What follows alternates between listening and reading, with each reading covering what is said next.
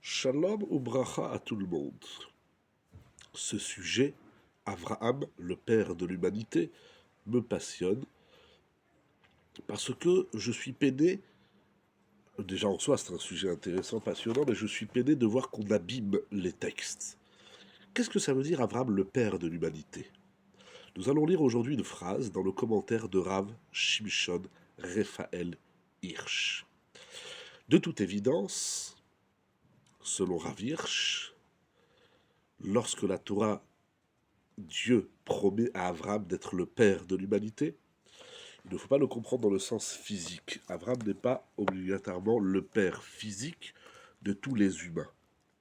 Mais alors, qu'est-il?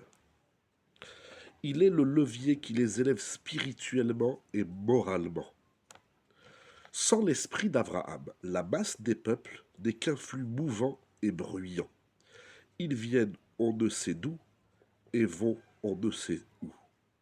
Leurs mouvements sont incohérents et sans but. Ils ne forment pas une masse qui se groupe autour d'un même but avec une volonté commune, mais ils sont une masse désordonnée. Avram leur apporte l'esprit d'unité et devient par là leur père spirituel. C'est intéressant.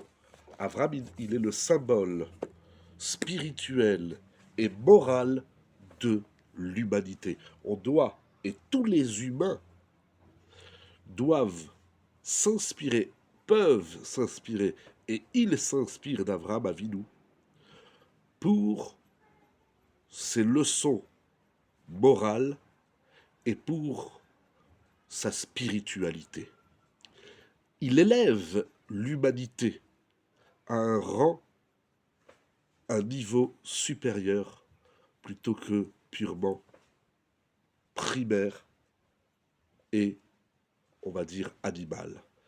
Abraham Avinu, il nous montre que dans la vie, on doit apprendre d'où on vient et où on va. Pour quel but, pour quel objectif moral et spirituel on se livre dans notre vie. Avraham Avinu, il est le symbole, la référence d'une vie ordonnée, élevée à un rang supérieur de spiritualité. C'est en cela que Avraham Avinu est le père de l'humanité, duquel nous devons tous les humains s'inspirer. Le spirituel et le moral se définissent dans les mots de Rav Hirsch par une vie ordonnée, équilibrée, qui implique qu'on sait d'où on part et on sait où on va. On a un objectif, mais un objectif spirituel et moral. Puissions-nous être à la hauteur de comprendre les enseignements moraux et spirituels de Avraham Avinu, Avraham, le premier père d'Israël, le père de l'humanité.